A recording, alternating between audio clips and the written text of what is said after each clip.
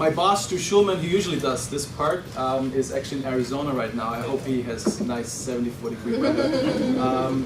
But he sends his regards. He's really the person who made all of this possible through his vision and his networking and getting other individuals involved. My name is Chris Rosa, and I'm proud to serve as University Dean for Student Affairs. I'm new to leadership as an academic endeavor. Through my relationship with the Malave Leadership Academy, we're working on this growing field that is leadership and this growing literature of scholars and people in business and politics and finance who are all centered on how can we lead better and how can we lead with a more certain ethical and moral center. The Field Center basically manages the outreach programs for entrepreneurship here at Baruch College. And our programs basically fall into like 3 areas. Research, with respect to research, we do research on immigrant entrepreneurship, minority entrepreneurship, and we also partner with Babson College as part of the Global Entrepreneurship Monitor, which is the largest research collaboration in the world. There are 59 countries that participate and we're part of the U.S. research, and we also have recently done research on New York.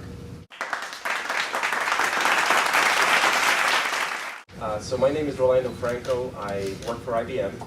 I'll give you a little bit of background on myself, what I do with IBM, some of my history. I'm a CUNY graduate, and some of the collaboration that we plan to do this year with CUNY. So I graduated from CUNY. I'm a City College graduate, 1997, computer science degree. I then joined IBM soon after graduating, immediately after graduating with a computer science degree. And I've been with IBM since. And then in 2008, I came back to Baruch, and I earned my Master's in Business Administration, my MBA. So I'm a 2-time CUNY student.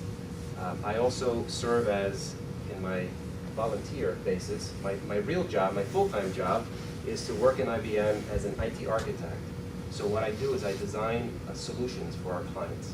And I cover the Wall Street area, so I deal with a lot of our financial services clients.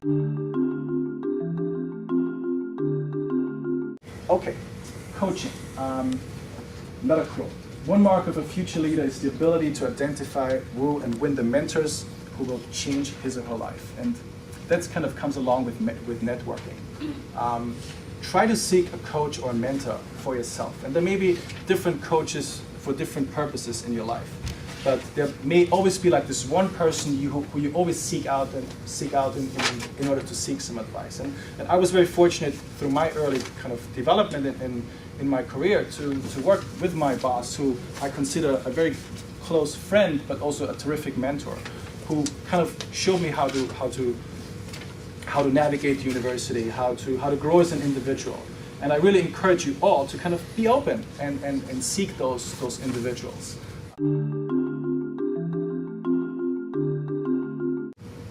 Okay. The project or the program in very broad strokes, you'll be working in project teams. So you may be a person who's by yourself right now, and you will have an idea. You want to develop this idea, but as you move along, it's a good thing to start recruiting other individuals because everybody has a different kind of mindset and a certain level of expertise. It can be campus-based, doesn't have to. Campus-based often makes it easy to kind of meet and kind of move around, but that's good. It's also kind of good to start small and then grow as the project grows. At the finish line, and I think that's essential. What I threw up here is labeled the 5 steps of project management. You kind of get a similar workflow, which I actually like a little bit better on your handout. So when you look on your handout, it says typical development phases of a project.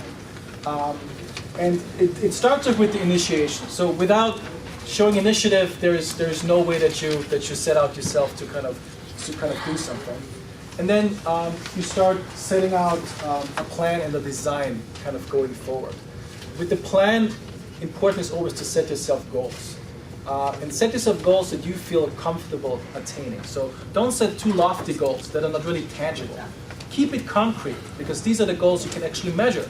Like I mentioned earlier, if your goal is you want to recruit 20 members, you have a very specific goal that you can actually attain. If you fall short by 3, well, maybe you have to increase your recruitment efforts as you go along.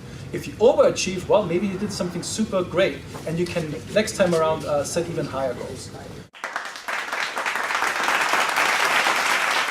An entrepreneur, you have to be flexible, you have to be resourceful. Somebody said, how do we assemble teams? Well, you have to be able to know how to recruit people, communicate, be convincing, and so forth.